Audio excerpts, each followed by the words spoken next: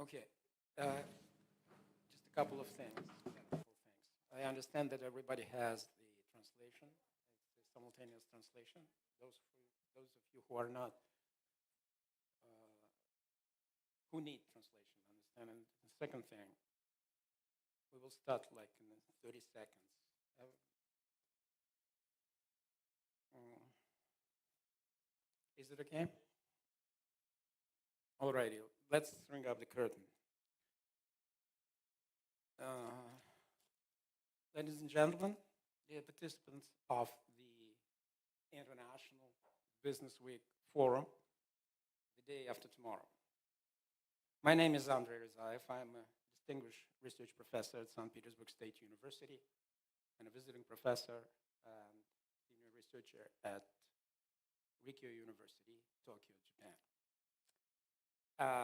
It is my great pleasure and honor to invite you to the session, the special session that is called The Future of BRICS Countries, the day after tomorrow in the multipolar world. This session is really special. It has two foci objectives. The first is to try to have a look at the reality of the development in BRICS country in scholarly and technological development.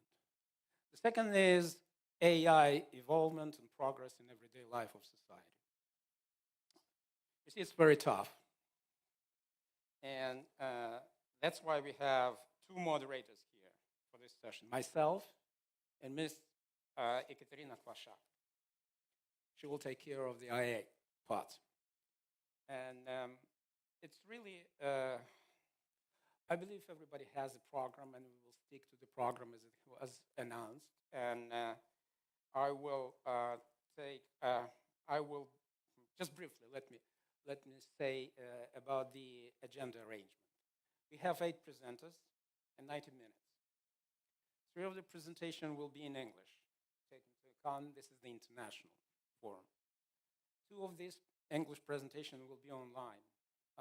One presentation is from Paris by a professor from Brazil, and 2 presentations, one from India. We are really grateful that Dr. Balan is here with us. Another presenter, Dr. I will tell him, Manoush Kumar. He will be online as well. And after us, we will switch into Russian, and we will have Russian presenters. And I will ask kindly Ms. Ekaterina Kvasha to moderate. I truly believe that we might have some time for Q&A, but we will try to stick to the agenda to give an opportunity to presenters to share with their thoughts on their presentation. So I understand that Professor Tom Dwyer, are you here with us? Tom. Yeah. Hello. Hello. So the first speaker for our session is Professor Tom Dwyer. He is director from Brazilian side, he specified, from Brazilian side of the center CACS at the University of Unicap in Brazil.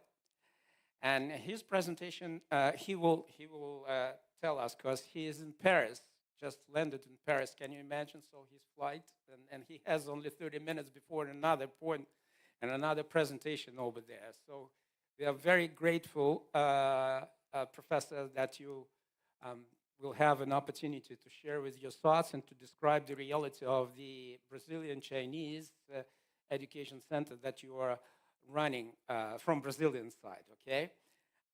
And I kindly ask to all presenters to stick to the rule 12-15 minutes the most in an English presentation, okay? So Tom, floor is yours. Okay, thank you. Thank you very much for this opportunity. I can actually stay a little bit longer to hear some of the other presentations, which I'm very glad to be able to do. And just welcome everybody to this forum. and things. I'm going to try very quickly to talk about what we have done and how it happened in this Brazil-China thing. I've got a very long presentation because I couldn't make it shorter. I didn't have the time, but I'll try and go relatively fast. The first thing is in 2014, a delegation from Brazilian Sociological Society went to China, and the Brazilian ambassador said at that stage, 2004, and he said at that stage, look, all areas of science in Brazil need to look towards China, including sociology. And by 2022, we were at my university, we were given an accolade by the Social Science Research Council in New York and called the best prepared university in Latin America, basically, to look at these questions. That was a bit of a surprise for us. So how did we do it? Okay. So first we looked at sociology in China and in Brazil. That was the beginning, just to get to know each other. We used the normal techniques of sociology. But where did all this come from?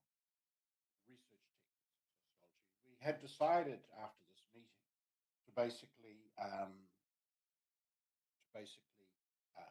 on, I've just had a problem with my stopwatch here. Yeah, we just decided after this meeting to bring in Chinese scholars. And so in 2007, we had a meeting in Recife in northeastern Brazil, and Sheng Ning was there, and we had someone from South Africa. So we extended the BRICS concept. We didn't have anyone from India, someone from Russia, from Brazil as well. And we extended the BRICS concept to include South Africa because there was already a forum South Africa was a part of. And the first thing we realized, one, we knew nothing about each other. First question. Second, if BRICS wanted to make any sense sociologically, we would have to get to know each other better.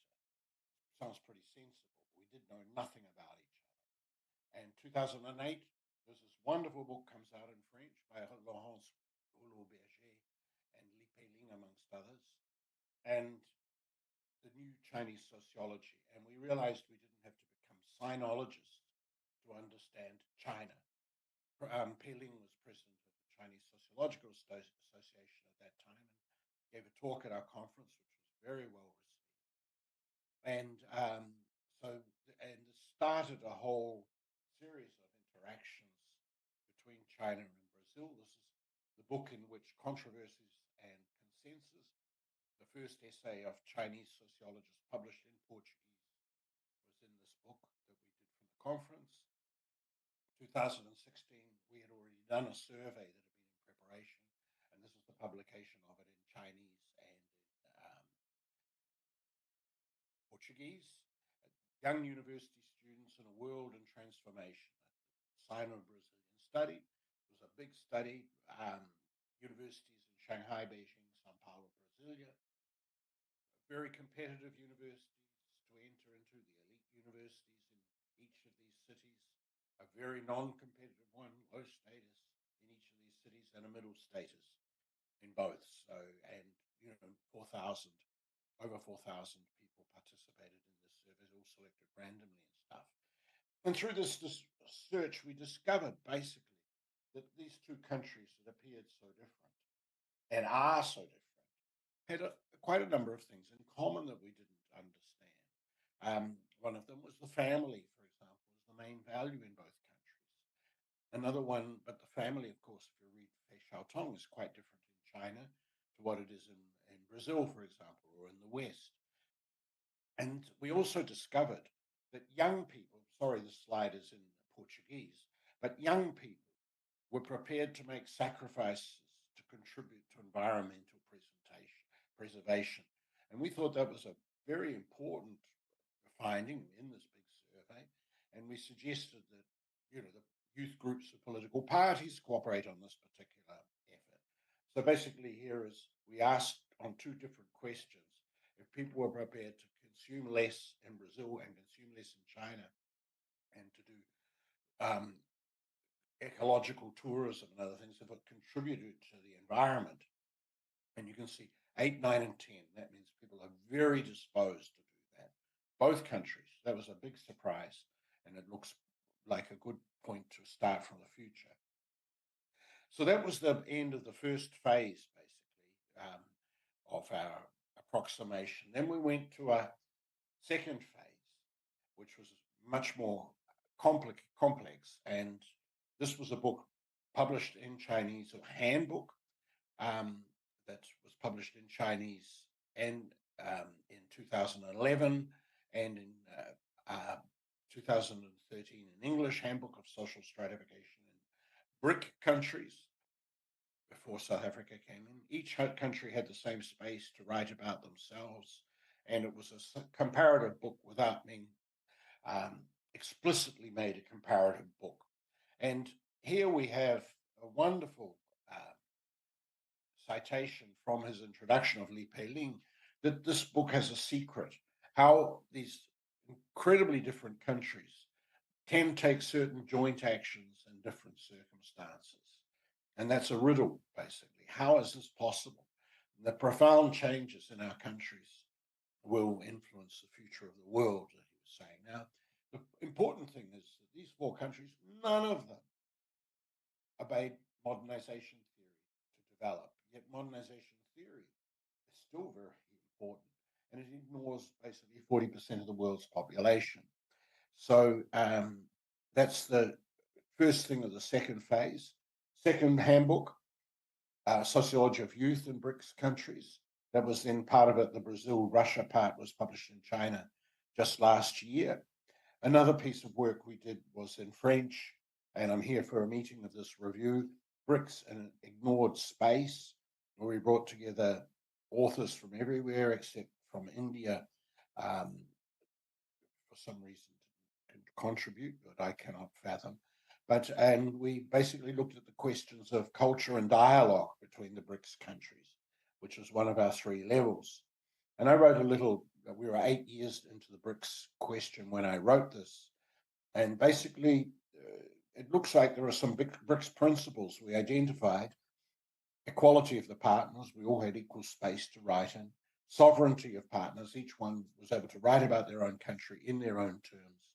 And obviously, by publishing in English in visible volumes, we gave all of our presenters an opportunity to get better known in the world than they already were. So it was win-win. So this looks like a good way we can do cooperation, I think. And we basically decided, we found out that good quality science is necessary to build the future, friendship, bilateral relations, and keeping promises. You know, there's quite a lot of people get involved in these things, so we all really need to make sure that we have confidence in each other. And it seems to me that dialogues have to start off bilateral. Multilateral is just so complex. There are so many different variables going on. And then we come up to the third stage, which is the as a result of all of these books and all of this work, the inauguration of China, the Cass Unikerpi Center of China Studies at my university. The picture on the bottom here, I don't know if you can see it, is our central library where our headquarters is. And at the top is the Chinese Academy of Social Science building. When you come out of the Zhongguamen metro station, you see it, it's very close to it, right next to the Chinese opera, the Chang'an Opera House.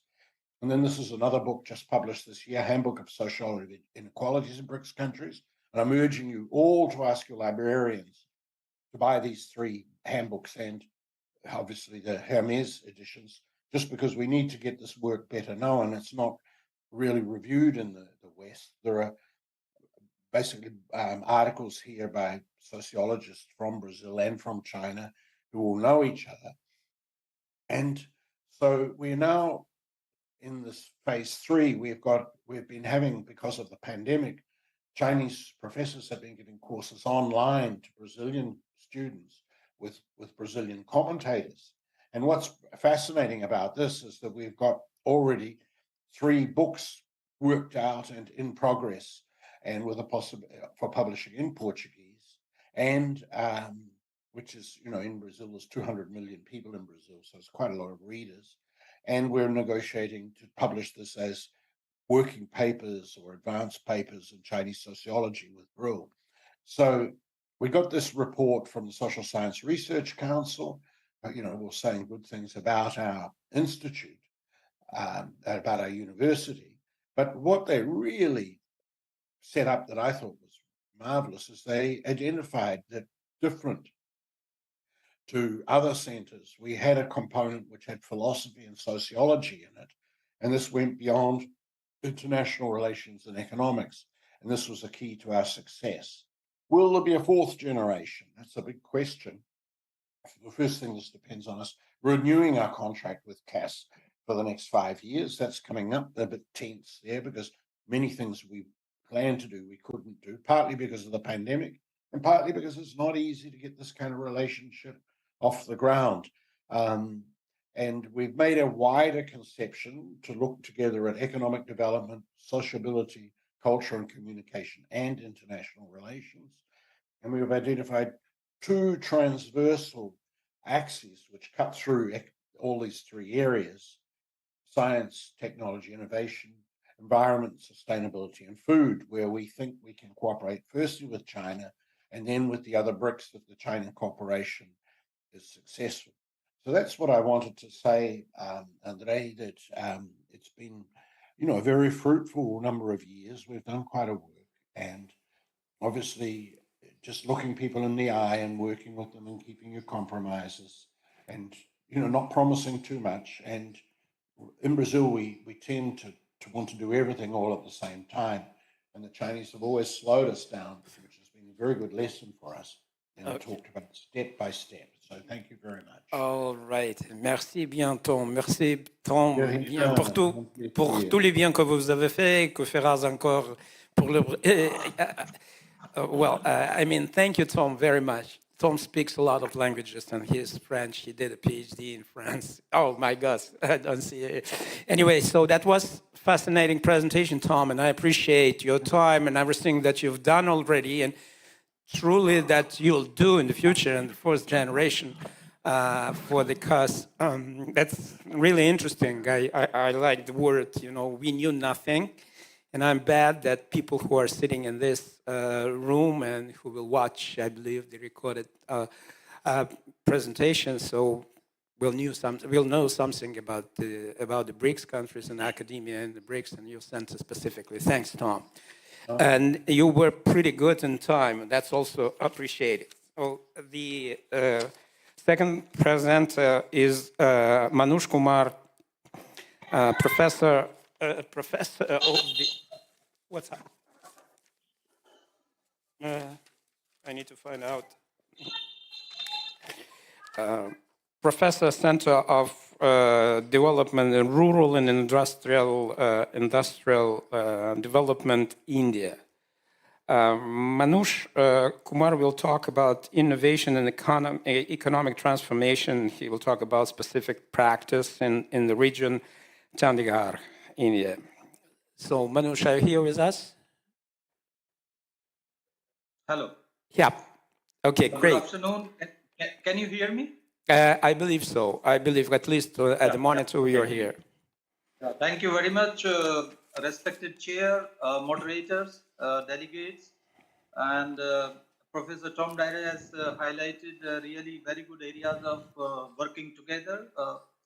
And my colleague, Professor Balan, Andre, Dr. Ima, who gave me this opportunity to interact on this important seminar, Future of BRICS countries and in the multipolar world. And Professor Tom has already given us a lot of ideas. I'll be talking a little bit about the idea of innovations and economic transformation, and particularly in the context of startups in India, and where I think we can work together in the BRICS, in the context of BRICS. And I think this is one of the areas where India has been doing a lot of work, and the Prime Minister itself is taking a lot of interest. The idea is to engage people from different parts of the country and bring out different innovations for economic betterment of the society. These startups are emerging from various parts of the country and bringing a lot of benefits to the society in the sense that it's generating a lot of employment. It's bringing a kind of economic momentum, and in various sectors. I'm sorry, we can't really see your presentation. You can't listen? We can't really see your presentation. It's very small on our screen. I can't read even something. How to do this large one thing? So maybe I can give some ideas. This is I don't know, because I couldn't put this PowerPoint. Only this is the PDF file which I could put on this. So maybe organizers can help to us, because yeah, maybe they can circulate it, or maybe they can run. I have sent the them also. So if they can run it. So I'm sorry to interrupt. Anyway, Looks like but the looks time like is- the yeah. the technicians have said that if you turn off or turn on somehow or turn over the phone to do something with your phone. But can you hear my voice? Yeah, we do. We definitely do. Okay. But the presentation doesn't look. Okay. So maybe I think I can just speak and you ignore the presentation. That's like also PPT. that's also an opportunity, specifically, when online. So the talk is much more important than the presentation. So we can then distribute among the participants who would like to have it. Does it make sense? Yes. So yes. I think Lovely, yes. lovely. So, Let's agree on this one. So at this point, at this juncture, we will listen, and the presentation will be sent over to those interested in. Thank you. Yes. So Indian government started this startup program in 2016, and today the number of startups have grown more than 100,000. It's like 100,000, 1,500 something, and in which we have 110 unicorns, which are 1 billion plus, with a total value of 350 billion. So this is a kind of momentum which startup program has given to the economy. India today, which is fifth largest economy, is trying to become third largest economy in 2027. Are going to create a lot of contribution towards that, because there is a target of 500 billion very soon through startups. Create 759 million already users, internet users, and the large number of employment generation through this startup program. So, and it's emerging in different sectors of economy: information technology, infrastructure, agriculture, education, health sector. So it's bringing a multi-dimensional implications on different aspects of life in the in the country. And we have a program called Make in India program and Self-Reliance India program. We call it Atmanirbhar Bharat. And these programs are also linked with the Startup India program, because focus is on new innovative ideas and new innovations in different sectors, and help the people in different sectors in a way. So problem solution is also one of the focus of because India is a big country, diverse country. There are a lot of problems, lot of issues in different sectors. So through startups, there is an idea that they can help in creating better solutions for different sectors. So that is also, and government is taking large number of initiative, large number of programs to support this startup system, and there is a state-wise ranking system.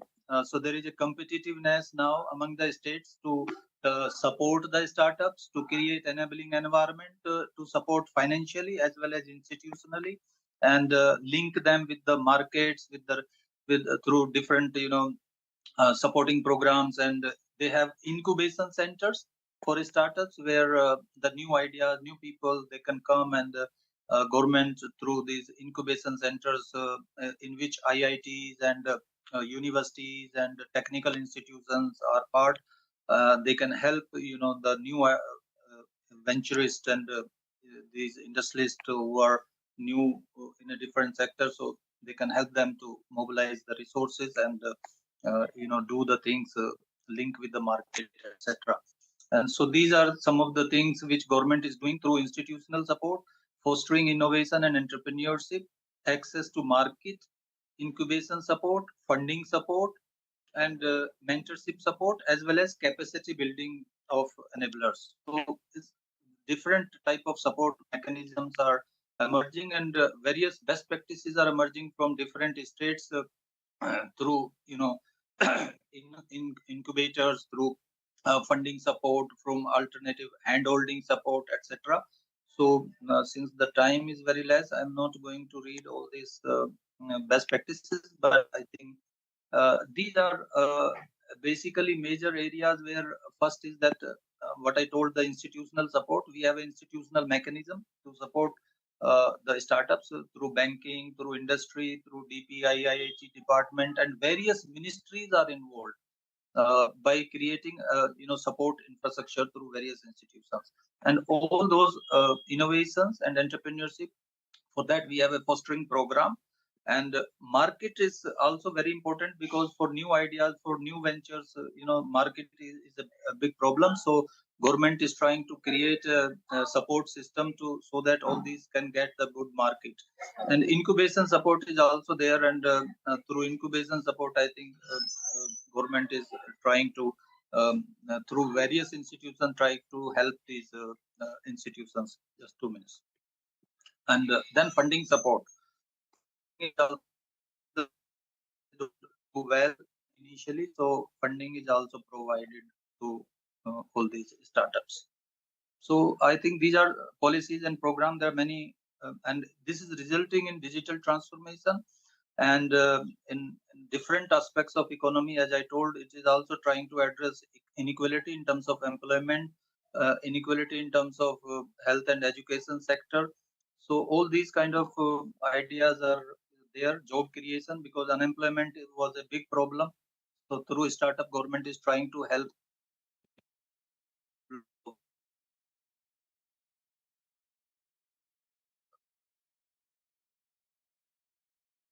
I'm not sure we lost you, I believe. It's problem with our end. Ideas. Sorry? Go ahead. Yes, my time is over. No, you've got 5 minutes, but somehow we lost you. So it was like online problems, something. I'm sorry. Actually, I'm in the field these days, and I could find a place to sit and trying to present this. I'm not in my institute. I'm away from my institute. I'm in a field doing some field work. So here, I don't know how much access to internet is maybe a problem. So these are some of the ideas where if innovation is inclusive, if we are going to shake the things well, do address the different aspects, be experimental, innovate remotely, offer a slice of pie to the everyone who is engaged in the startup, and is customer oriented, and we support the creative mindset. I think then I think we can help in creating a culture of innovation for the startups. And encouraging and supporting mini experiments in the workplaces is also important part of creating mindset for innovation, says Simon Payne, CEO, co-founder of Rebel Business School. And you see Jenny James, who is CEO of Finder, is like they are creating matchmaking and helping the startups.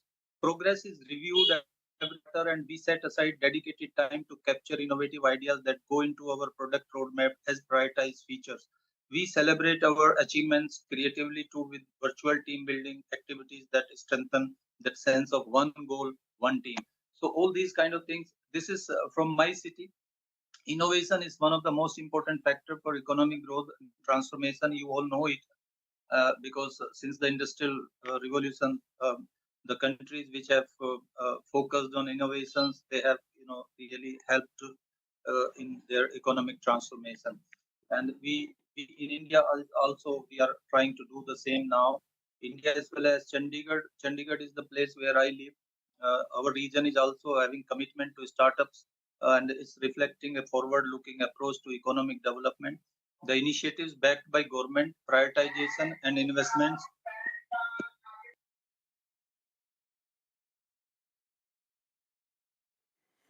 position as it's a benchmark for others to emulate in achieving a balance between economic growth and environmental stewardship. And the futuristic vision is that we have good targets. By 2030, we will be a lot of this. A lot of. No, I don't know what's up here. So maybe again the internet connections. But if you have 1 minute to rev it up, it will be really great. Hello, Manoj. Sorry, actually here there's a lot of disturbance outside. So the futuristic vision for economic transformation is that now we are having a lot of internet users and a lot of startups are working in the field of information technology. So in IT sector, so there's a lot of economic and now artificial intelligence is also becoming an important area where startups are working and using this. So I think this is also one of the things, and a lot of job creation is taking place through startups. So I think for economic momentum, for economic transformation, our vision is that through startups we can help it in a big way. And the government of India is having a 19-point action plan through certification, through incubators, through different relaxation norms, through funding support, through credit guarantee, tax exemptions, legal support, simplifying the process, and many other, creating a lot of, knowledge-based programs where young people, the youth can get the ideas and can learn from each other and, get the support to start the new ventures and startups. So all those kind of things are going on, and I'm sure this program, the way it is moving, can help, not only the economy, but I think its social implications will be much more. I think a lot of studies are being conducted to see the implications of the startup, and we can also plan something like that for BRICS countries and think that we can learn from each other um, in the field of different kind of innovations where youths can explore the opportunities and what kind of implications it's having different aspects of the society. This is my institute based in Chandigarh. We are a social science institute supported by Indian Council of Social Science Research, Government of India, and we can also be part of any such initiative with Center for Development Research in UFA and or in Brazil or in China or any other BRICS countries. So in Africa. Okay. So we'll be happy to be part of any such initiative. Okay, Manoj, I see this last slide. It says thanks, but I want to thank you and say that we really appreciate your presentation, and the Tom's remark concerning that we knew nothing gives us another good chance to see how the startups in India developing and what kind of efforts you guys are trying to implement all the strategic strategies and tactics activities that you have developed. Thank you very much indeed. And now it's my great pleasure to introduce Dr. I'm sorry, I need to put my glasses on. Okay, Dr. Papinisteria Puntavitil Balan. He is a senior consultant at the Ministry Panchayati Raj, India. And the title of his talk is the youth and the processes of economic growth in India and high-tech industries.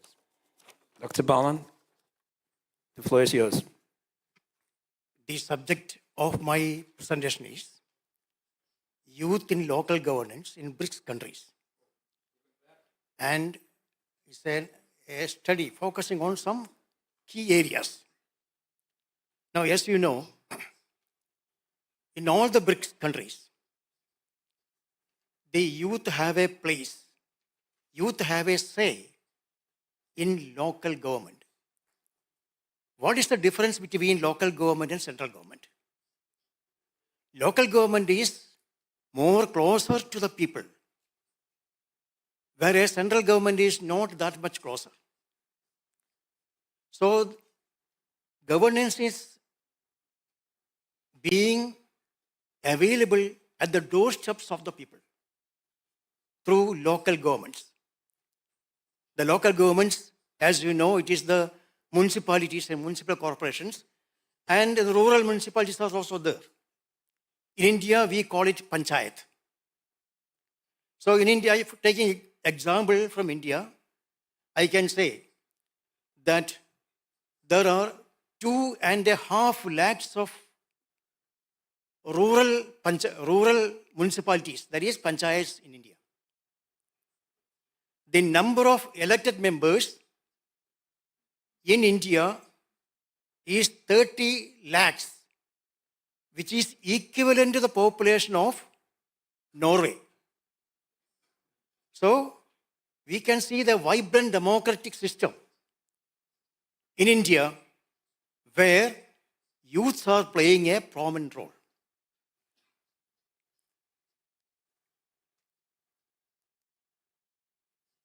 You can see the Russian youth policy here. I don't want to elaborate because of time constraints.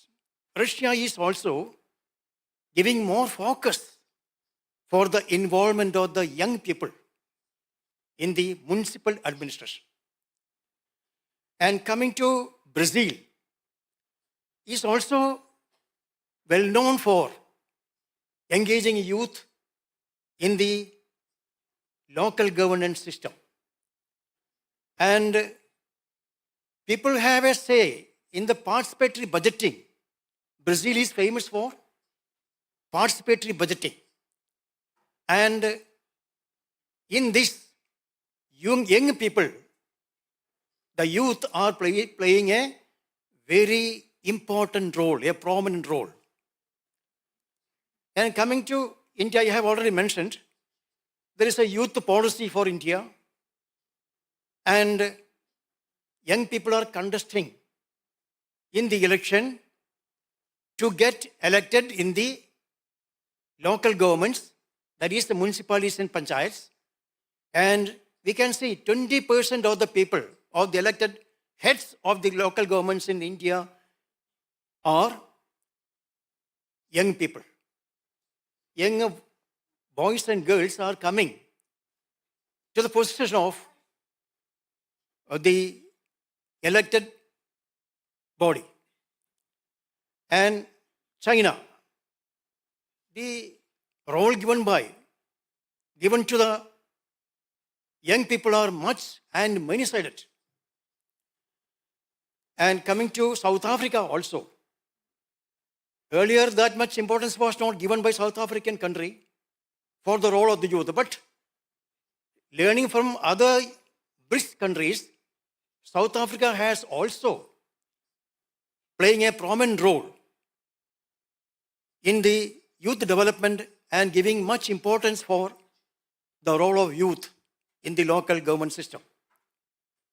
And youth in governance, what is the importance for good governance, for maintaining transparency and accountability systems, for grievance redressal mechanisms? These are the areas where the focus given by youth are to be highlighted. People's participation. The difference between, as I have already mentioned, between the central government, state government and local government are mainly people's participation is possible at the local government level. Learning by studying. So I am inviting your attention to a country, namely Malta, where the voting age of the youth is, voting age for local government is 16. After I attained the age of 16, everybody in Malta it's a European country, are eligible for voting for the local government. So we can see a number of mayors, students becoming the mayors of local government, municipal corporation, students becoming councillors in the municipal corporation. An interesting happened. This age of 16 was, from 18 it was reduced to 16. This reduction was brought by the Prime Minister, namely Muscat. When Muscat was the Prime Minister of Malta, he gave this benefit to the young people. They can vote at the age of 16. And the same young people found corruption in the Prime Minister, that is Muscat, and he was removed by the young people. You see the story. The same people who was empowered by the Prime Minister was removed by that young people. And youth in AI, they are giving more on exploration, on discussing, creating, participating. And these are the areas in which youth elected members are focusing. On factory work, we can see delivery services, we can see the use of artificial intelligence. And also, in connection, I don't want to elaborate more because of the time consuming. So in driving cars, even drug discovery, drug addiction and fighting against drug addiction, there is the youth are involving artificial intelligence system. And also in education also, they are focusing on that through their position as a local government councillor or a local government chair. As it is there's a statement for artificial intelligence that is a part of our future. They believe like that. We need to find successful, happy coexistence of humans in artificial intelligence. Collaboration with AI and humans in powerful combination. So I don't want to read all these things. There is a statement that is evolved by the young elected members. Youth in renewable energy for fighting the climate change. Young elected members are contributing much. Advocacy and policy making, knowledge sharing and skill building, energy entertainment and entrepreneurship and technology, youth and BRICS and EA summit, sharing best practices, carbon neutral, Meenangadi Grama Panchayat. I will show here an initiative taken by a young Panchayat president, young municipal chairman, in order to make his Panchayat carbon neutral, which is a subject that is lying at the international level. Carbon neutral is a subject at the international level that has been taken at the lower level by a young Panchayat president, and he is giving this.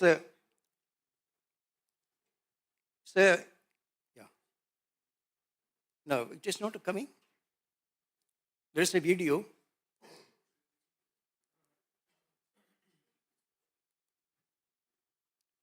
Can I? It will not come. Okay. Dr. Bal, maybe. The video will not play. Somebody can technically help me. So there is a video attached with this presentation. It's only 10 minutes video. But we don't have time for The last part. Dr. Bal.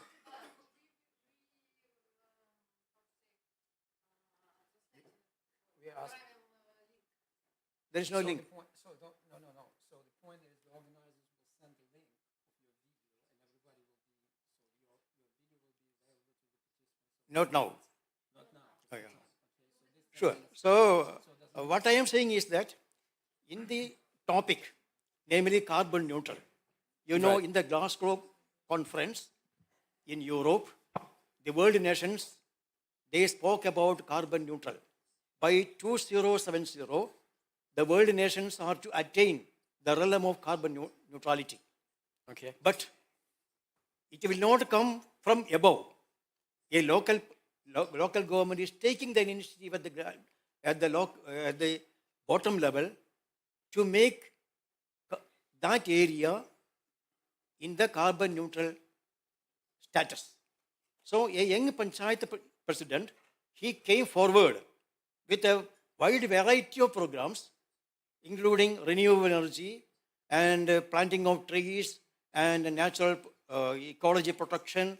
Wide variety of programs have been undertaken by a young Panchayat president to make that Panchayat carbon neutral. And within a period of 5 years, changes are visible. The Panchayat has become full greenery, green Panchayat. Wherever we can see green everywhere. There is no carbon emission has been reduced to a great extent. So in that way, if all the local governments are taking initiative of carbon neutrality, it is easy to attain that status. Otherwise, direction from the above will not help. It must come at the bottom level.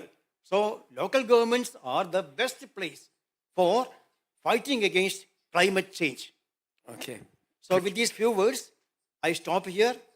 I thank the organizers, especially Rimma, who is sitting here, and other people who gave me an opportunity to present this topic. I was a local government head in India, and we have been, at my younger age, I was a local government head. And when I was youth, I was a local government head. And we introduced a number of good initiatives, which became a replicable model to other parts of India, and also for the Southeast Asian countries too. So with these few words, I thank everybody. I conclude. Thank you all. All righty.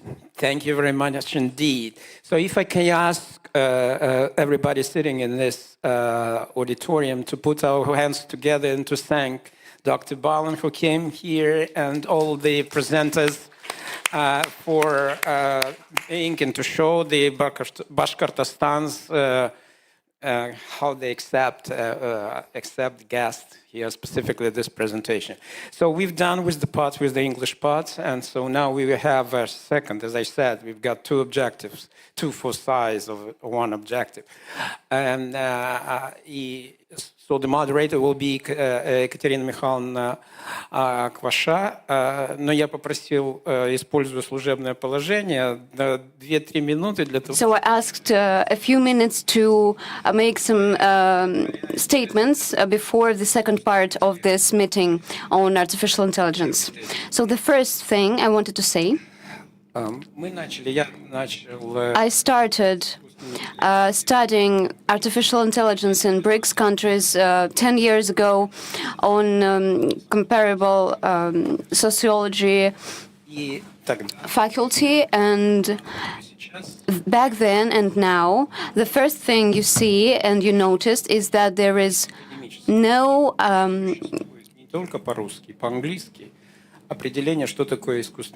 definition of artificial intelligence in any language and how to define it. So the first note is in any discussion is what is artificial intelligence and how do we determine what is it, what is the definition and why do we need it. So the first and the main thing in order to understand what are we talking about. And the second thing, and a small advertisement here. So we've published a book, and it's in English here and in Russian on the other side.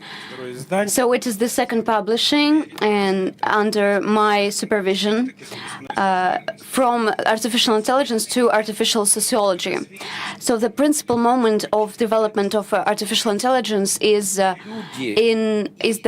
people and algorithms and machines became dependent. They cannot exist without each other. And the main thing is how to regulate that, how to control that, who, where, and how can control that. Do you remember the pause that they asked for half of a year, all the developers, and but no one can stop the development of artificial intelligence and technologies and the instruments of artificial intelligence. This pause is for those who decides.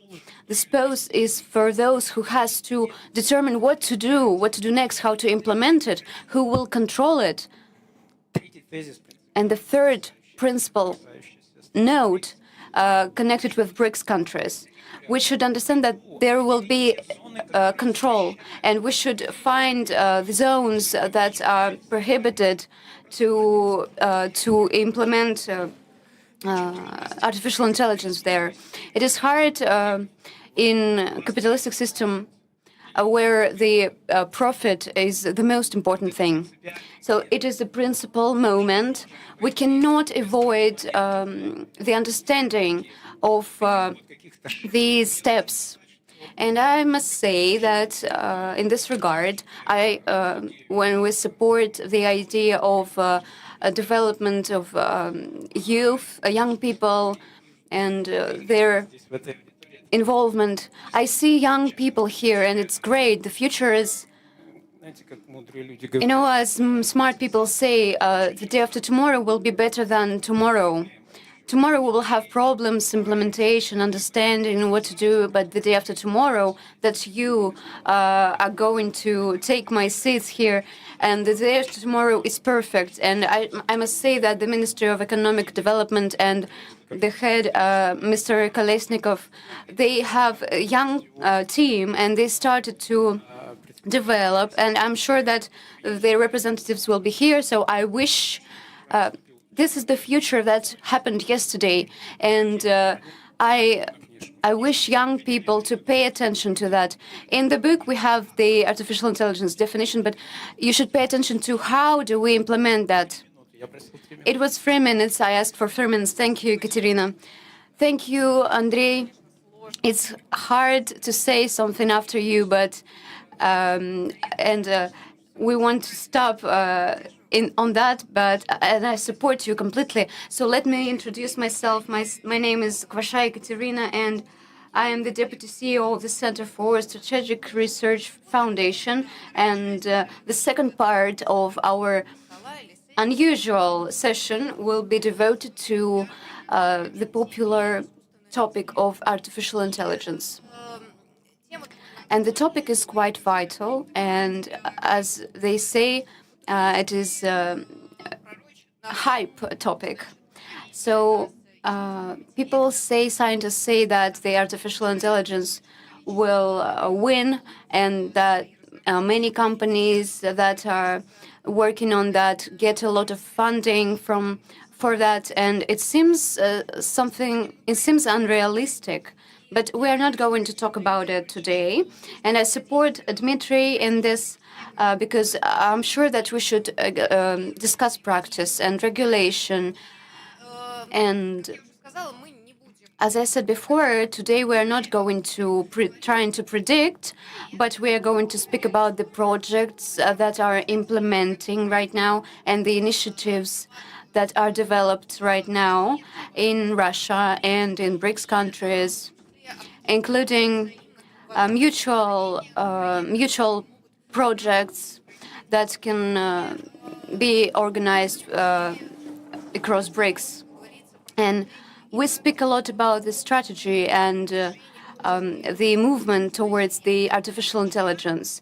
And yesterday, Vice Premier on the conference spoke about the new strategies, and that the artificial intelligence is going to be included in state systems, and that we are planning to issue subsidies for artificial intelligence companies who are going to use artificial intelligence. So I'm not going to take a lot of time from our speaker, and this speaker represents this company that it is Yakunov Nikita, the Deputy CEO of Strategic Development under the Ministry of Economic Development.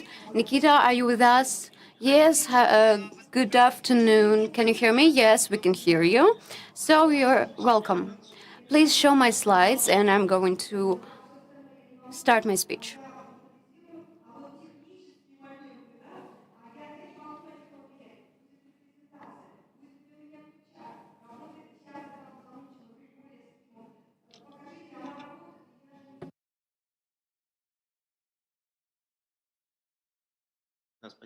So thank you. As it has been mentioned before, we are updating the strategy of artificial intelligence, which is under control of the President of the Russian Federation.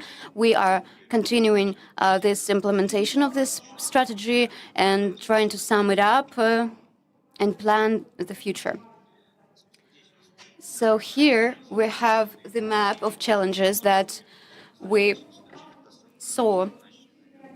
We started developing in March this year, and the strategy is on the last stage right now.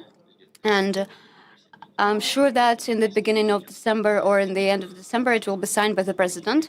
So there are 7 challenges.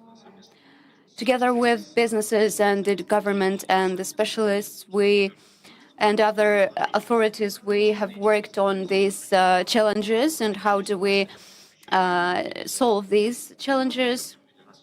So the key problems are the low level of implementation is one of them. So next slide. Here is our place in the world on the calculation powers. So you can see our competitors here, and they have much higher results here. They have much more power here, and their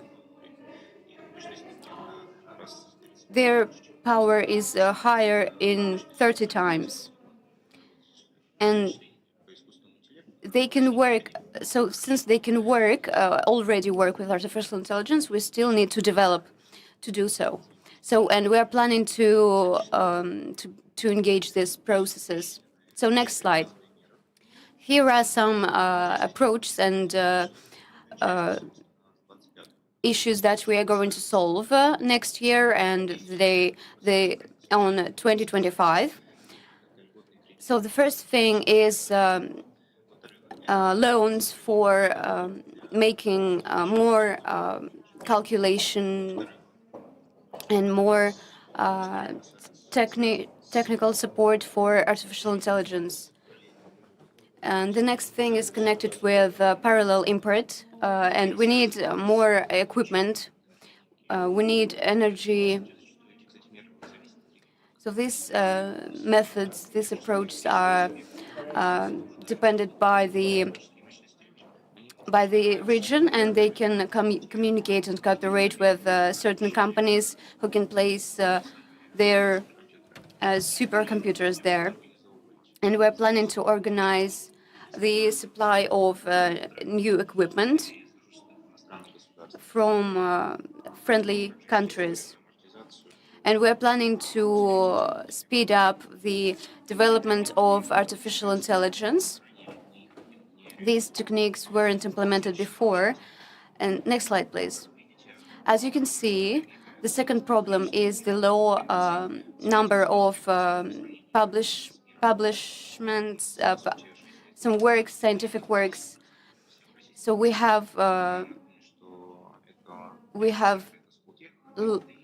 don't have much of scientists who cover these issues. So the research centers are located only in 3 regions right now. And we are working on the competition for creation of new centers, new research centers, and many universities and institutes applied. So, and the next slide, please. Here we have the list of the measures that we want to concentrate on.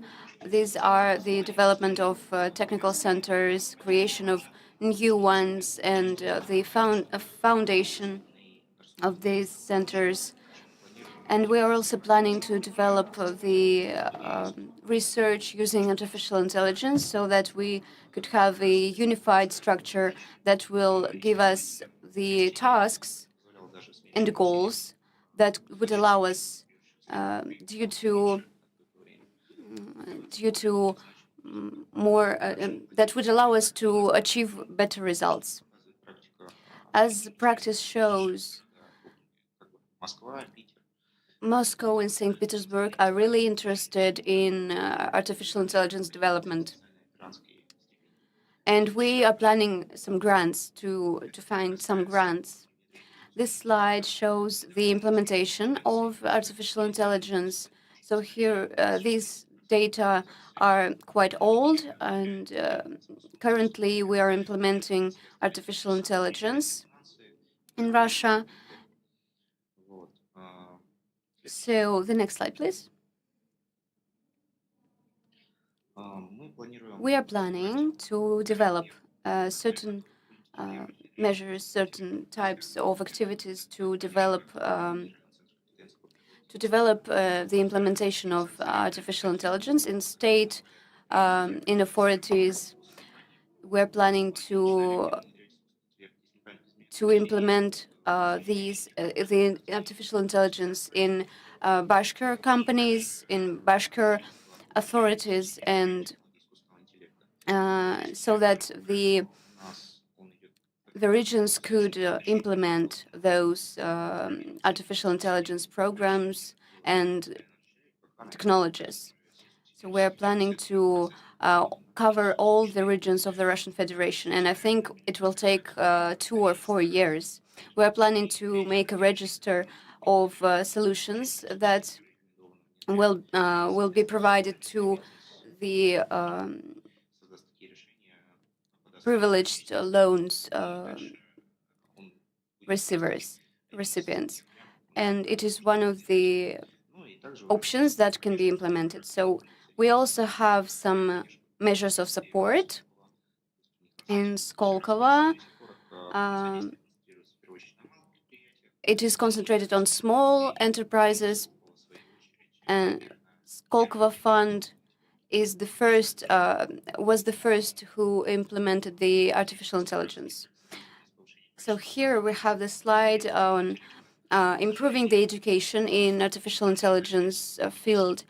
Currently, we have only 10 universities that cover these topics. The first is Sber, Yandex, and some other large companies that do that. And yesterday, there was the conference Journey, and we are planning to enlarge the program to implement the program for artificial intelligence in all the universities of Russia. And we are going to control these programs and to give recommendations to improve it. All the regions are going to participate in this program, and you're going to become a hub of this program. And no one will leave the region because the programs will be the same and they will be controlled. So when the next year, there will be more and more universities that are going to have the programs concerning artificial intelligence. Next slide, please. We are planning to launch the program for preparation of professionals to train specialists and scientists, so that we would have this enrichment of education programs. And we are going to check this program on 10 largest universities of Russia. Next slide, please. So here, the fifth problem concerns the lack of investment. It is connected with private investors because the state gives a lot of money for artificial intelligence development. So due to the special military operation, the investments became even lower. And I haven't saw the statistics for this year, but I'm not sure that there were any growth in this. So we support our projects with grants. We supported 250 projects for artificial intelligence, and we recommend the regions to participate in this. We know that the authorities support this section, and the companies get this funding. Next slide, please. So there is a list of activities connected with the development of new markets, tax preferences and grants. I think I don't have anything to add here. So next slide, please. The sixth challenge is connected with the safety issues. We understand that Russia should become a country of self-regulation, where we can control the artificial intelligence. And this is why it is important to make legislation. And we all understand that we should have some limits. For example, talking about cars, if we get rid of the rules of road traffic, road movements, there will be a lot of car crashes and etc. That's why we need regulations. And there was a task to become the greatest company of artificial intelligence development and to create the legislation foundation. Next slide, please. 6.2. Next one, please. Okay, this one. Here is the list of activities that we are planning to develop. We are planning to develop artificial intelligence through the mixed approach. And the last block of challenges is about the international relations issue. We should overcome the isolation of the Russian Federation in the artificial intelligence sphere. This is connected with the limits that the countries unfriendly countries are giving us, mostly the USA, and we don't have the access to foreign technologies, and we want to solve this problem using different approaches. So in the next list, we understand that we should focus on the cooperation with BRICS and SCO countries and to develop our own technologies and to exchange. This is the plan that we are going to stick with from the since 2025. So some unfriendly countries want to regulate the artificial intelligence area, want to limit this sphere so that no one else could develop this sphere. So next slide, please. Here I would like to sum up, and these are the things that we want to achieve. These are the strategy up to 2030. We want to enhance the calculation powers, and by 2030, we are going to enhance it significantly. We also should focus our scientists on models. These are something like ChatGPT, but they can solve different tasks, give recommendations, and etc. So these models should be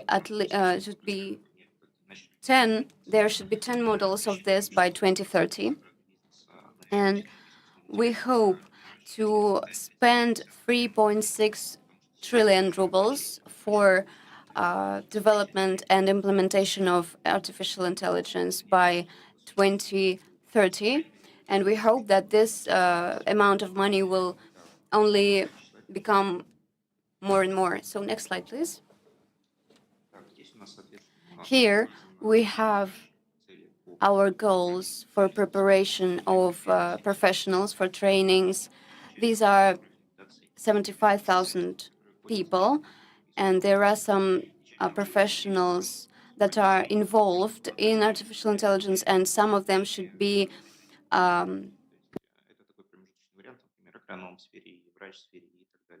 intermediaries for artificial intelligence. And the next challenge is to enhance the amount of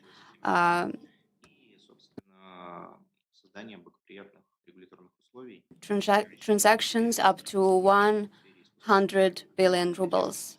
So these are the main goals that are reflected into the strategy of artificial intelligence of the Russian Federation.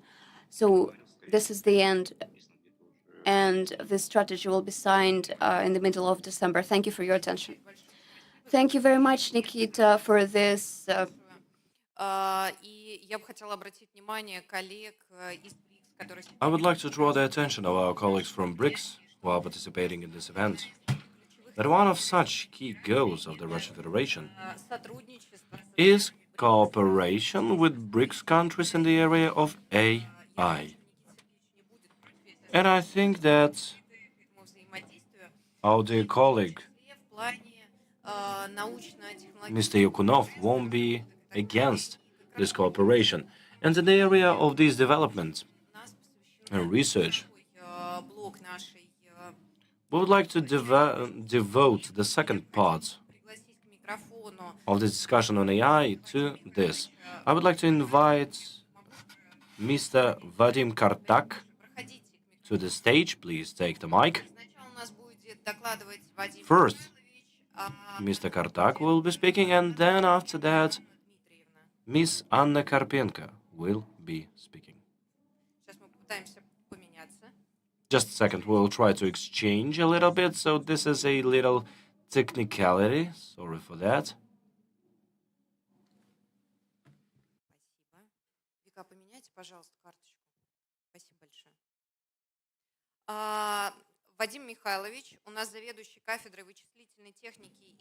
Mr. Kartak is the head of the Department of Computer Science and Information Protection of Ufa University of Science and Technology. So, Mr. Kartak, of course we are not fitting in time at all. That is why, if you could be fast, we would really appreciate it. Yes, I will do my best. I represent our big university in Republic of Bashkortostan, the Ufa University of Science and Technology. It's a young university, it's only 1 year old. And as any scientific institution, we do the developments in the area of AI. Can we switch on the slides? Or not? Well, the term itself was created in the middle of the last century, when the scientists found that the computers can both calculate the numbers and give pieces of advice. And now it is actually impossible to say whether it's actually a machine which gives us a piece of advice or a human being. Why can we see this boom of the AI being used here and now? The first factor, we have a better computational capacities. The technologies have developed how the different devices can actually communicate together. Because in order to have a strong AI, you need to teach different devices to communicate together. Right now, these technological problems are solved. And thanks to the internet, a huge data set was accumulated, something which is vital to teach the AI, for it to know what to say, what to answer, what advice to give. Our universities are conducting many different researches in this area.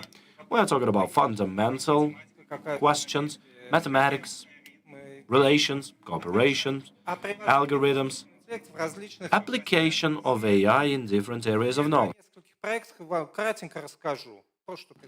Few words on each just to show you a broader view on what we're doing. Of course, when we're talking about the best effects, we think that it is medicine. Because doctors are limited. Some of them don't remember the whole medical library. AI remembers the whole library. And quite often, it might highlight the pathological areas, some problems, some peculiarities in the body. So AI is not missing those things. And this is not a subjective system. It's impartial. It will be working both in Moscow and in any little village. But of course, the final decision should be the doctors. This system is an aid to the doctor. The next area, info security. Info technologies are everywhere. We are immersed in them. So many problems and so many criminals who are improving their own methods. And the existing classical means of protecting their information are actually created to protect us from yesterday's threats. But in order to understand what will happen tomorrow, we have to use AI. Otherwise, the criminals won't wait for us to prepare ourselves.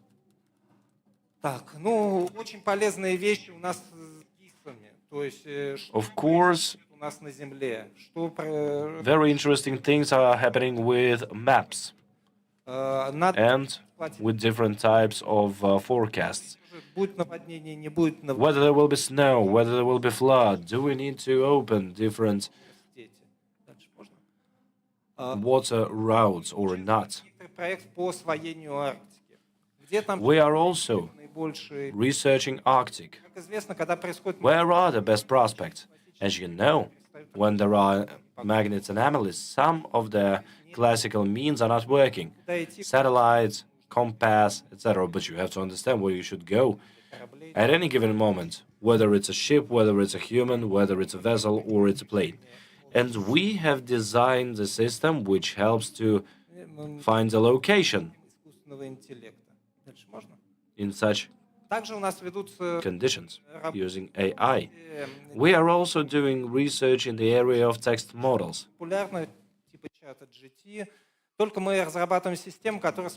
Popular things like ChatGPT, etc. But we are designing a system to have economic knowledge. We've already gained good results. We are using our supercomputer, which stands in our university, because, as I've already mentioned, no calculation capacity, no AI. If you don't have capacity, it's just some words on a paper. If you have the capacity, you get the product, which can be used. Thank you very much for your attention. That's it on my behalf. How concise were you? And, on the other hand, it was very interesting to listen to you. We have a guest from Belarus. Anna, how do you do? So, our colleague is reviewing Ms. Karpenko, is a researcher, chairperson of the Council of Young Scientists, Joint Institute of Information Informatics Problems, National Academy of Sciences of Belarus.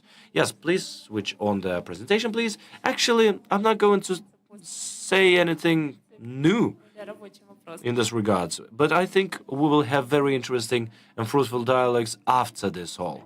So, yes, I've been introduced already. You know that I'm an expert in the field of drug design. So, how to create drugs using computers and what methods exist for that.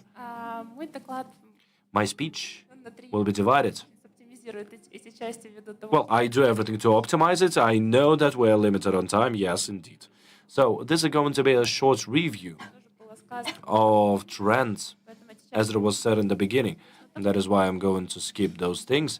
But let me focus on how those things look in Belarus and what tools we have in order to support AI. Relevance. of AI. We all know about it without even the numbers, which you can see in the numbers. These are the investments into this area, how it's going to develop in the nearest future. In general, there are lots of researches, but they all come down to the fact that the AI is going to develop, expand, and going to be used in all the areas of science and research. Main trends in the AI have been highlighted by our esteemed colleagues. Of course, capacities, calculation capacities, bigger models which are going to be developing. We all know ChatGPT. This is a huge model which is developing. And people believe that version 5 will be even bigger. Of course, this is an immersion into business operations. All the companies have their own analytical departments which are using AI to forecast different business solutions. Generative AI is very interesting as well. People say that generative AI is going to be fastest and most rapidly developed in the nearest decade. Of course, internal training of AI. So what does it mean? It means that all the areas which are mostly existent are going to use AI, if they are not using it yet. And of course, prevention of risks is something we've mentioned as well. There have to be some regulatory means, some rules which would regulate the usage of AI for it to be benefits and nothing else but the benefit. So what does it do in Belarus?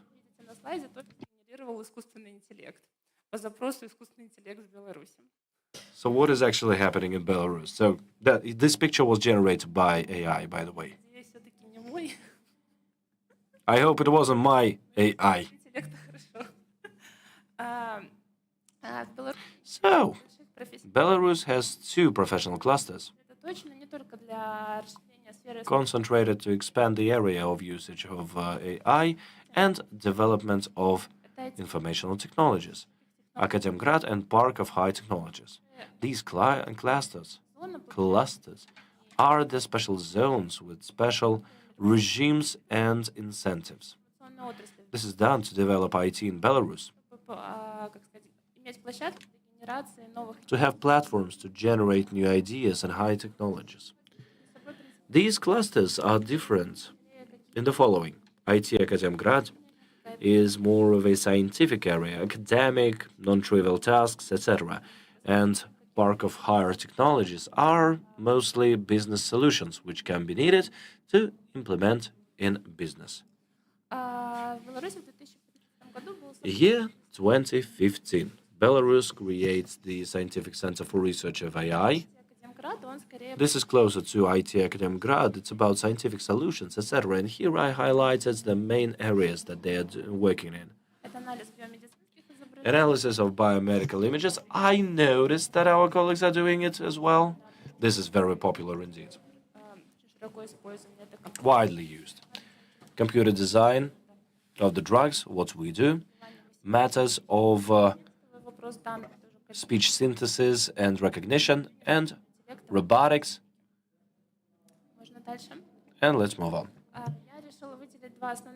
The main projects which I consider to be most interesting, which are closer to my specialty, is the biomedical images analysis.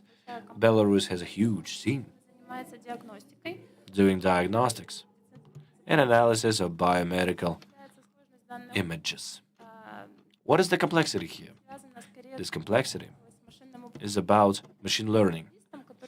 The experts who are working in the medical area require consultation support because you cannot even imagine how many patients are going through the doctor in a day. How does the doctor make proper decisions and conclusions? And there are complicated cases. For example, if you have too much work, you sometimes cannot stop and just think about a very specific situation. Belarus has problems with the amount of doctors, and I think that Russia Federation also sometimes suffers from this, as well as other BRICS countries. That is why the consultation system for the experts are most relevant all over the world, not only in our countries, but both the BRICS countries as well. What is the complexity here? Quality database. If you don't have quality database, whatever the algorithm is, the system won't work. As a part of work of the Center of AI, we obtained a unique database from our medical facilities, and it is reflected in the results we gain. Last year, we were in top 10 on 6th place on the results of the analysis of the biomedical images. Next project, Моделирование лекарственных препаратов. computer drug modeling. Быстрорастущая тема, в том числе It's very relevant, and it's expanding fast. внимание на рынок. If you take a look at the labor market, all the biggest pharmaceutical companies have their own departments which are using AI to create new drugs. В чем здесь является основной смысл? Сейчас, на данный момент, создание What's the idea here? Right now, разным creation of drugs 2 миллиардов долларов requires $1 to $2 billion. планируется от 10 до 20 лет. The terms is 10 to 20 years. Как, допустим, по It takes too long. события And recently, 19 нам нужны the pandemic has shown that we need faster decisions, more efficient decisions. And here, AI is going to support us. AI is processing lots of compositions. It could be used to reprofile the existent допустим, от болезни. drugs.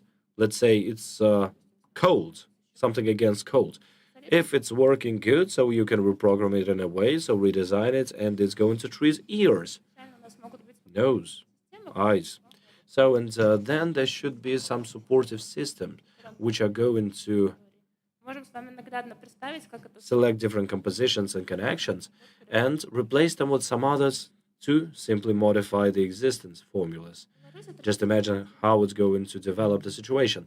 Belarus is hosting the Forum on AI from Belarus. So it's based in the Academy of Sciences of Belarus. And the task of the forum was to create a platform for Belarus where business and scientific enterprises would meet to discuss the questions and trends решение для решения страны в области искусственного which are needed for those who are using AI. чем может помочь академическая сфера. What business requires, what academy requires, what problems there are, what opportunities there are. Будем рады видеть Next year, we are going to go international. So that is why we would be glad to see all of you on our event. Thank you.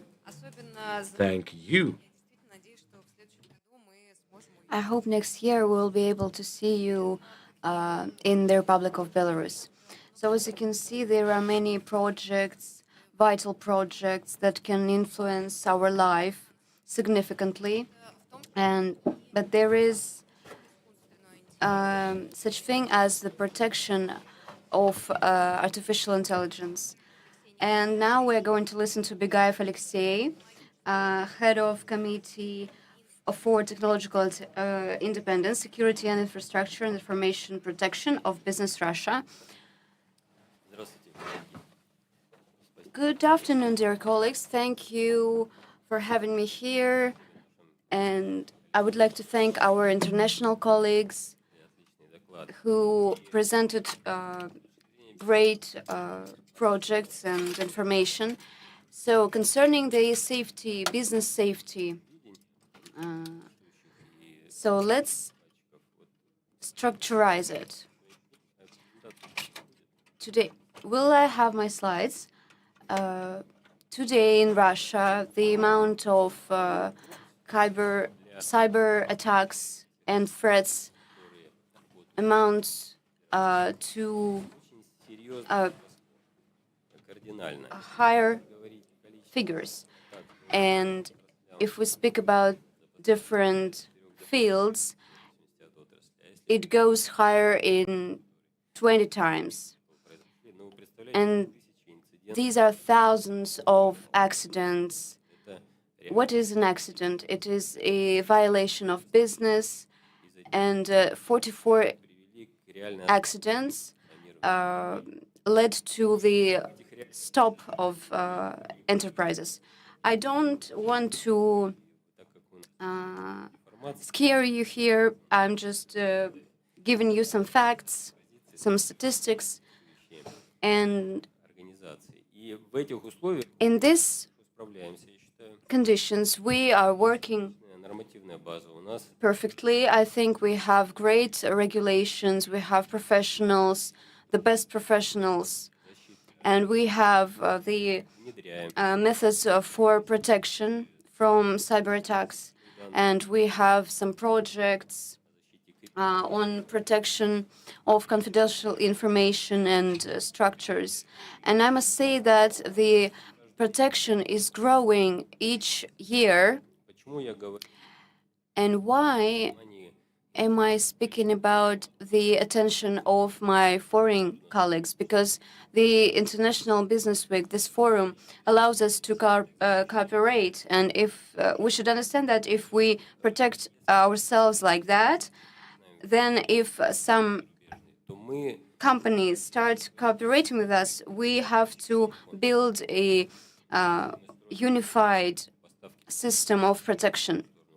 So if we make supplies, if we export for export or import, in order to keep it safe and to provide a great result with a great quality, we must include international companies in this system, safety system.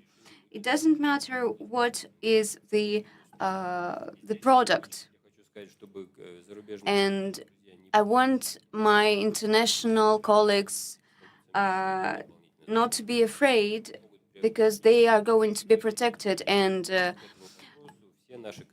taking it correctly, they can get some useful practices for safety. So the first speaker talked about the international research, and they mentioned trust definition, and I think that this is the fundamental of our business relations, because trust appears when you are sure that you protected correctly everything that you've created, so that you won't lose it. And actually, here are my contacts. So a few words on AI. If we talk about the implementation of safety systems that are using artificial intelligence, we should understand that it is too general, and we can find certain different types of systems built up with the AI. So these are medical systems, technical systems, and massively used systems based on generative AI. And the presenter said that generative AI forecasts something that generative AI is the fastest in development, and many people use this instrument.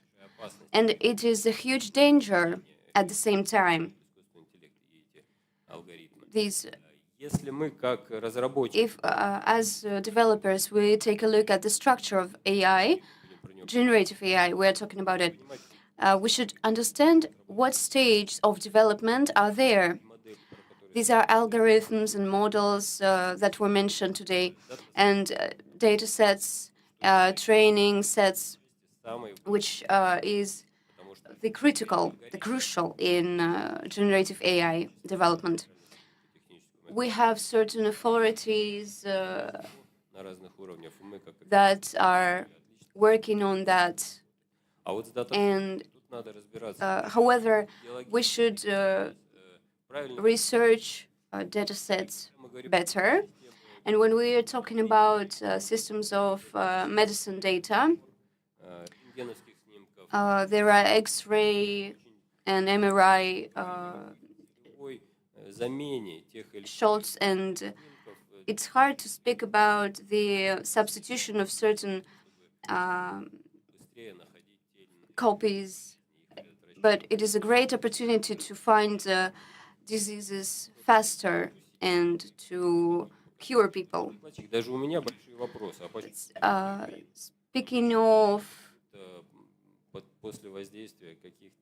Speaking of medical systems, it looked strange to me, and Это галлюцинации. естественно. it looked strange. And I thought, why is it so sexist? Да, на самом деле, Кстати. да, он на фоне еще чего-то, сам флаг. Термин hallucination по-английски. It means hallucination. Обязательно это чат GPT. It's ChatGPT. It can avoid that. Я с вами соглашусь. I agree with you. It's one of the tools that should be taken Абсолютно. И вопрос, care of, and you should pay attention to that. And we also should pay attention to the functioning of this BRICS AI. In BRICS countries, как та площадка, где as it is a platform that allows us to speak of our own data sets, настроение and международных взаимодействий. they reflect our international cooperation. And I think that's it for now. Thank you, dear colleagues. Thank you, Mr. Bigayev. And we have one more speaker today, Oleg Kobzev. So to sum up, you can sum up this session and to speak of some projects.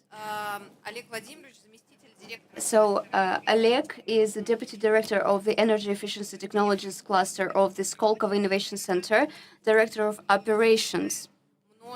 And Skolkovo gets a lot of startups and accumulates them, and that influence, and I'm not afraid of this word, improves lives in certain regions. Good afternoon, dear colleagues, and our executive director is from the Republic, so let's get down to business. We have four spheres of AI development. These are oil and gas, electro energy, and urban technologies, and power effectiveness in industry. So here are some systems listed on the slide, some robotic techniques and technologies. If we talk about oil and gas field, so there are some road assistance AIs that are working for construction, and one more direction in safety, which is connected to media. For example, these solutions analyze content and user experience, and so they allow us to avoid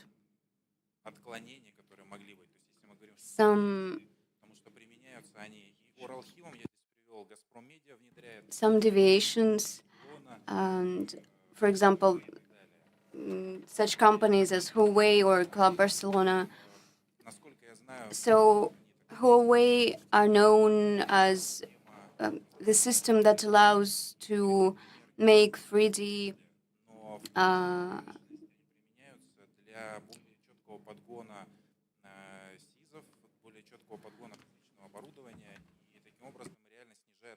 It is used to reduce the trauma capabilities and to increase the safety on the industrial facilities. Speaking about the usage of AI, what is important here? When preparing to this event, I was actually facing a very interesting challenge. Where is this borderline?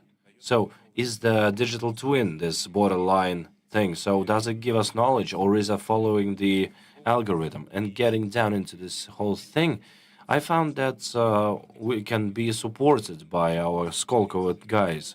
So there are several companies who are complementing their systems. Speaking about the machine learning and voice recognition, video image recognition, etc.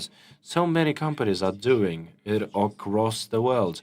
And Skolkovo has more than 1,000 of such companies. You can see some of them in the slide.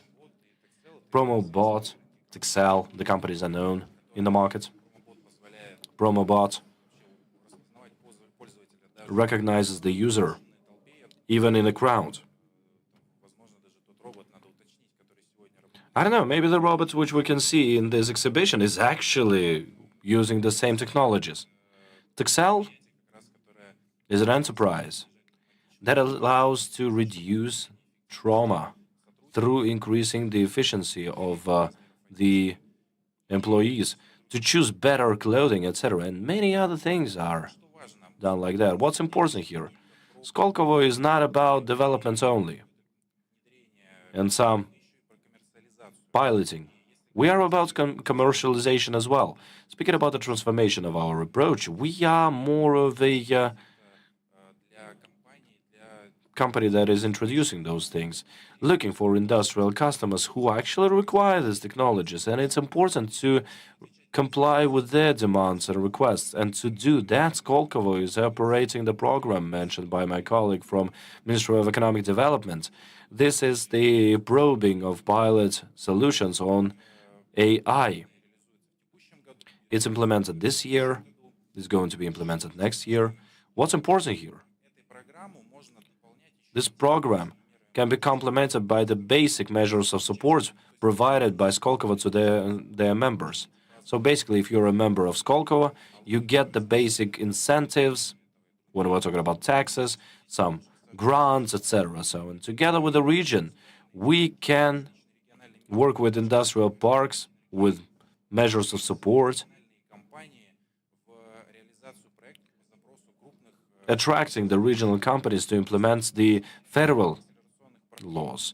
We have different acceleration programs throughout which we are working with the biggest customers, the leaders of the industry, to solve their problems and to answer these problems, basically answering these problems to these problems. We are implementing the program we're talking about.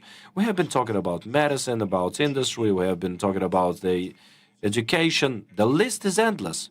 Everybody is working in their own area, and their own speeches are proving that basically AI is needed in their area, in every area, and here it's implemented, but the solutions are not enough.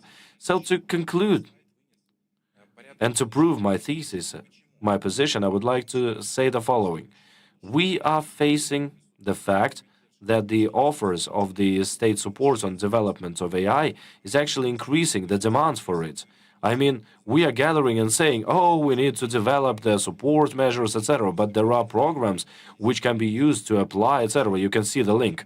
You can use the QR code or simply the link. So this is the program of probing the pilot solutions in the area of AI.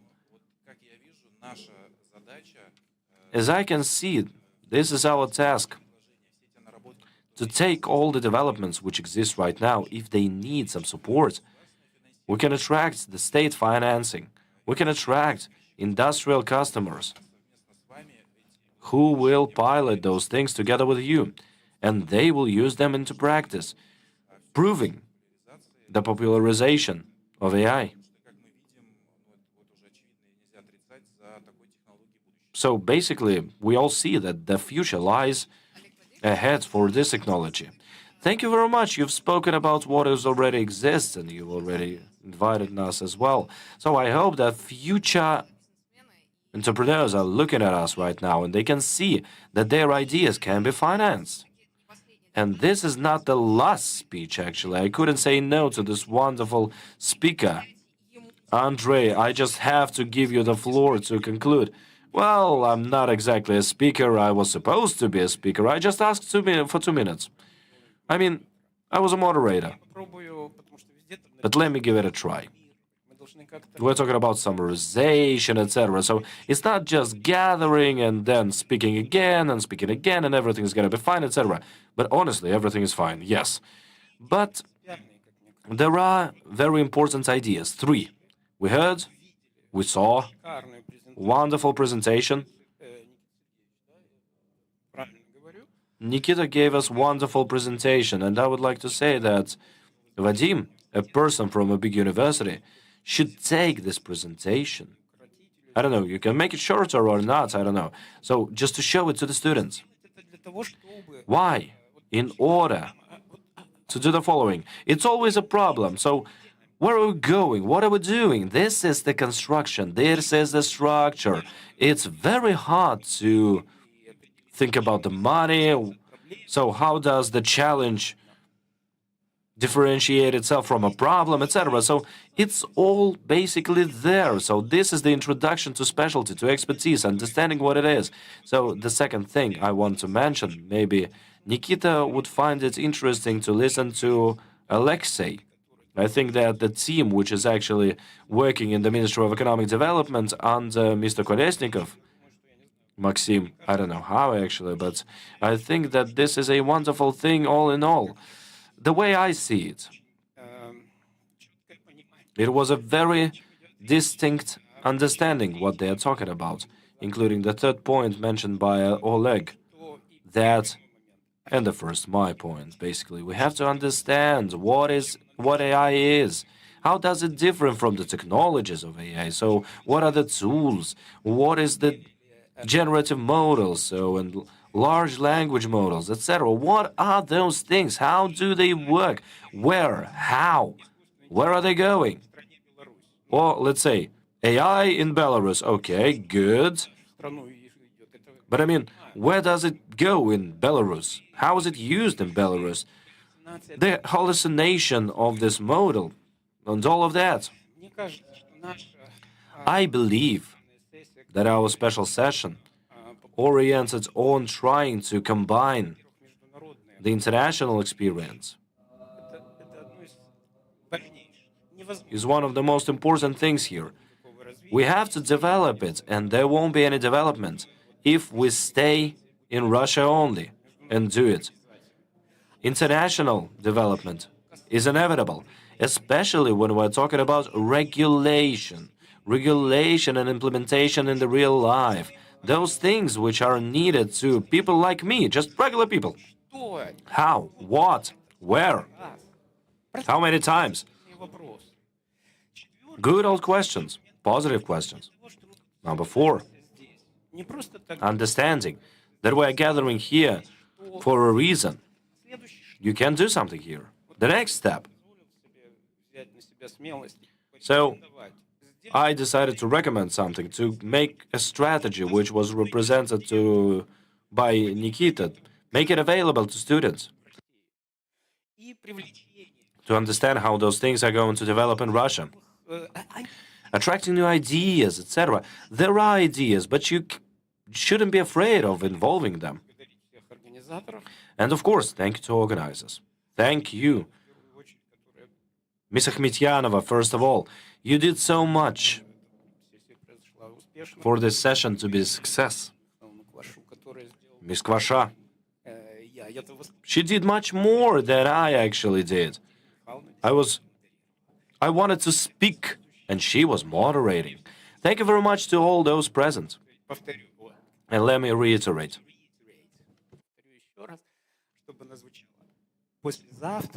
The day after tomorrow is going to be much easier than tomorrow. Tomorrow we will see complications to understand what the AI is, how to work with it, and the day after tomorrow is going to be much easier. Thank you. Well, we are rather optimistic, and here we conclude the roundtable on AI and future of BRICS. I hope this won't be the end of our dialogues, and we will see each other on and on to set new questions and get new answers. Thank you very much.